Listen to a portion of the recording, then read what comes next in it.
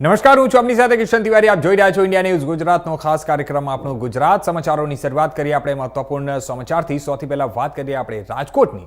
તો રાજકોટ શહેરના ભક્તિનગર સર્કલ નજીક આવેલા ઓમ રેસ્ટોરન્ટ પર જીએસટી વિભાગે ગઈકાલે સવારથી ચાલતી જીએસટી બિલ અને જીએસટી ચોરી સંબંધિત તપાસ દરમિયાન દરોડો પાડ્યો હતો. તે તપાસ દરમિયાન રેસ્ટોરન્ટમાંથી વિદેશી દારૂનો જથ્થો પણ ઝડપવામાં આવ્યો છે. જણાવી દઈએ કે આ પોલીસે 4 દારૂની બોટલો કબજે લીધી છે. આ સમગ્ર મામલે રેસ્ટોરન્ટના માલિક વલ્લભભાઈ તરપરા વિરુદ્ધ પોલીસ ફરિયાદ નોંધાઈ છે. હવે નોંધનીય છે કે દરોડા દરમિયાન જીએસટી વિભાગના 4 અધિકારીઓ પર રેસ્ટોરન્ટ માલિક દ્વારા મારકૂટ કરવામાં આવી હતી.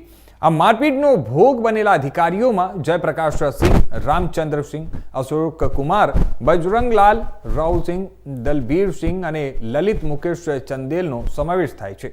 તેઓ દરોડો કરીને તપાસ કાર્ય કરી રહ્યા હતા અને ત્યારે આ હુમલો થયેલો હતો. પોલીસે સમગ્ર ઘટનામાં ગુનો દાખલ કરી અને વધુ તપાસ શરૂ કરી છે.